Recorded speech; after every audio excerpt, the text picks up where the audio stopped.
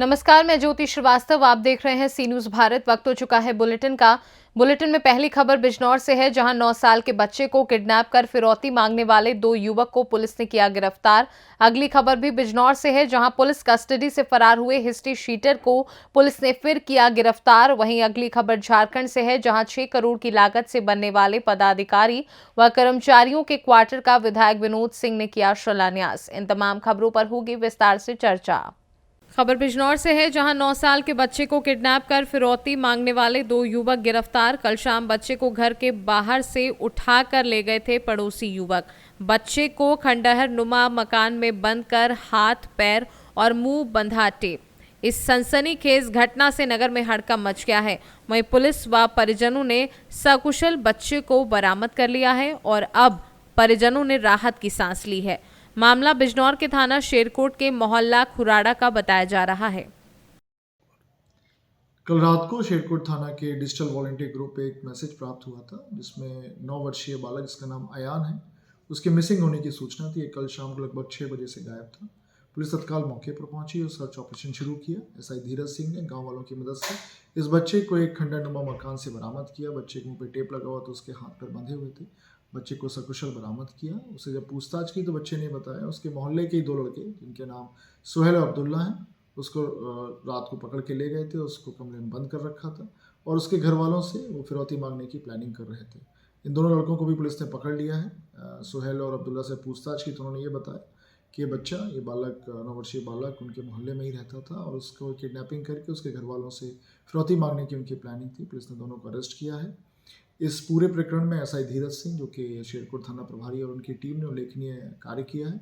इस कार्य के लिए उनको मेरे द्वारा प्रशस्ति पत्र प्रदान किया जा रहा है। अग्रिम विवेचना। बिजनौर से सी न्यूज संवाददाता सलीम हाशमी की रिपोर्ट। पूरा मामला बिजनौर जनपद के थाना कोतवाली शहर के गांव आदमपुर का है, जहां की रहने वाली पीड़ित आंचल गांव के ही पास सेल टैक्स ऑफिस के पास रहने वाली शिल्पी पत्नी विकास के यहां झाड़ू पोछा करने का काम करती है। पीड़ित आंचल ने कल 2 तारीख में अपनी मालकिन शिल्पी से जब अपनी मजदूरी के पैसे मांगे तो शिल्पी ने पीड़ित पर चोरी का आरोप लगाते हुए शिल्पी ने पीड़ित को अपने घर से मारपीट कर निकाल दिया।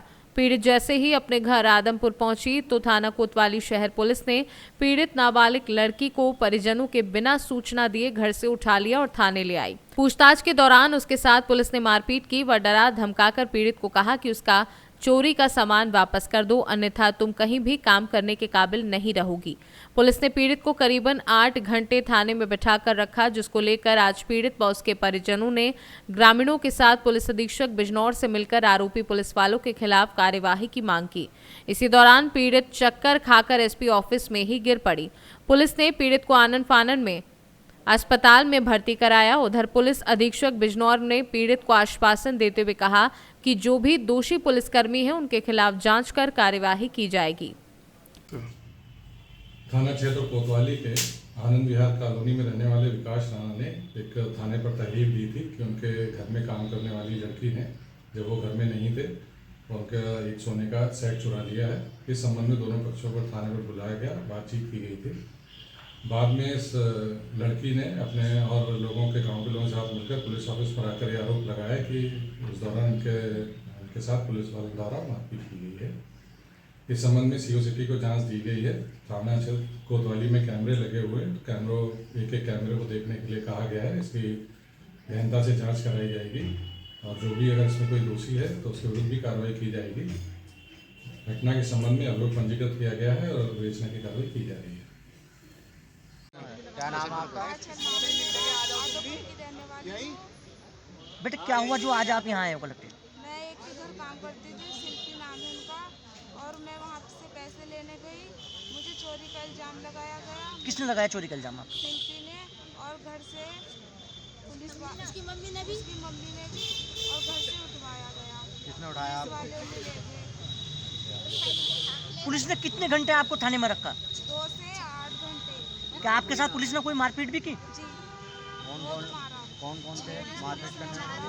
डंडे बजाए, रैकेट मारे, पैरों में भी मारा। पुलिस ने वो आपको उठाने से पहले आपके घर वालों को सूचना दी या किसी प्रधान को सूचना दी? उठा के ले गए। अब क्या चाहते हो बेटा? मुझे इंसाफ चाहिए। मैं बेकसूर हूँ। बिजनौर से सीनू संवाददाता सलीम हाशमी की रिपोर्ट। बिजनौर में पुलिस कस्टडी से हिस्ट्री शीटर बदमाश के फरार होने का मामला सामने आया है। कई थानों की पुलिस हिस्ट्री शीटर बदमाश की तलाश कर रही थी। हिस्ट्री शीटर बदमाश को पुलिस ने फिर से गिरफ्तार कर लिया है। कोर्ट ले जाने के दौरान बस अड्डे से बदमाश फरार हुआ था। बदमाश अजीम उर्फ बेहरा के फरार होने से पुलिस महकमे में हड़कंप मचा था, जिसकी तलाश जारी थी। अपराधी को ले जाने वाले हेड कांस्टेबल और पीआरडी के जवान के खिलाफ मुकदमा दर्ज हुआ था। मामला बिजनौर कोतवाली शहर के बस अड्डे का है। बिजनौर से सीनू संवाददाता सलीम हाशमी की रिपोर्ट। बगोदर प्रखंड मुख्यालय परिसर में 6 करोड़ की लागत से प्रखंड व अंचल अधिकारी व कर्मचारियों के लिए क्वार्टर निर्माण कार्य किया जाएगा, जिसका विधिवत शिलान्यास बगोदर विधायक विनोद कुमार सिंह शिलापट अनावरण कर किया। शिलान्यास कार्यक्रम में बगोदर प्रमुख आशा राज, उप प्रमुख हरेंद्र सिंह माले, नेता संदीप जायसवाल, संतोष रजक सहित कई लोग मौजूद थे। विधायक विनोद कुमार सिंह ने लोगों को संबोधित करते हुए कहा कि दूर से आने जाने में कर्मचारियों को काफी असुविधा होती है। क्वार्टर का निर्माण होने से सुविधा होगी। लगभग 6.25 करोड़ रुपए की लागत से बगोदर प्रखंड कार्यालय में प्रखंड विकास पदाधिकारी, अंचल पदाधिकारी, साथ ही प्रखंड और अंचल के कर्मियों के लिए आवास का शिलान्यास था। और निश्चित रूप से इससे सुविधा तो मिलेगी, लेकिन ये सुविधा चाहे सरकारी पदाधिकारी हों, जनसेवक हों, लोक सेवक हों, उनकी सुविधाएं मिलती है कि उनकी कार्य क्षमता में वृद्धि हो। तो आवास बनने से उनको कार्यालय आने जाने में जो परेशानियां होती थी वो दूर होगी। लेकिन इसके साथ ही साथ ज़्यादा ज़रूरी है, आवास जो नज़दीक बन जाते हैं तो बनने ही चाहिए।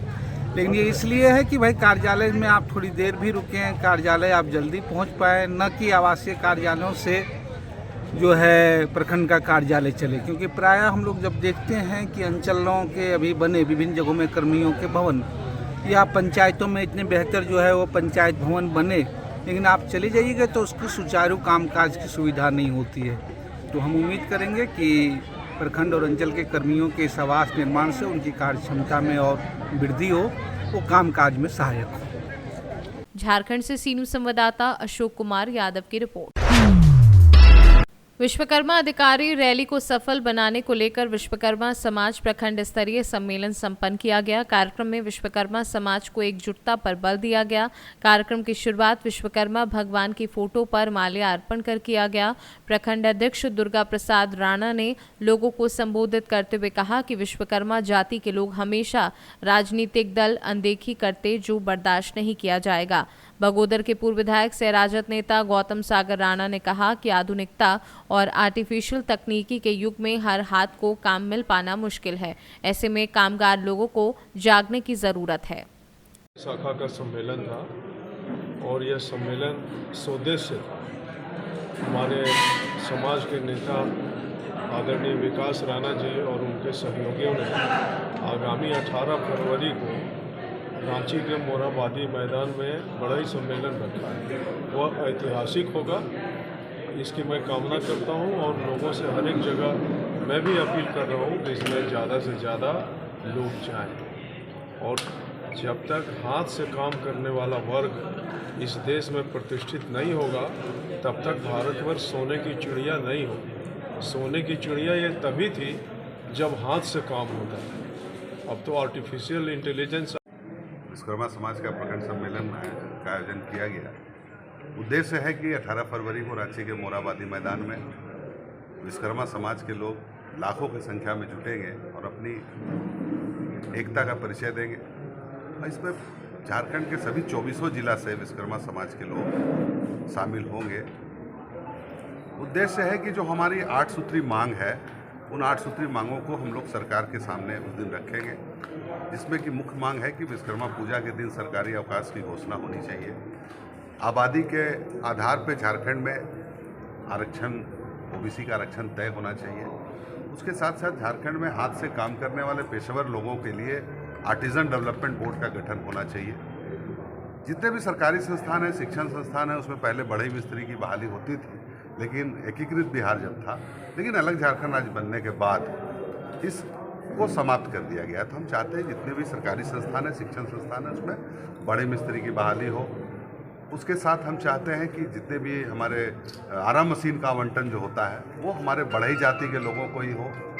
और उसके साथ साथ आज लकड़ी भी काफ़ी महंगा हो गया है, तो हम लोग चाहते हैं कि सरकारी और सब्सिडी रेट पे विश्वकर्मा जाति के लोगों को सरकार लकड़ी उपलब्ध कराने की व्यवस्था करे। इन सब मांगों को लेकर के पूरे झारखंड के विश्वकर्मा समाज के लोग लाखों की संख्या में। झारखंड से सीनू संवाददाता अशोक कुमार यादव की रिपोर्ट। फिलहाल के लिए बुलेटिन में बस इतना ही। देश दुनिया की बाकी खबरों को जानने के लिए आप देखते रहिए सी न्यूज़ भारत।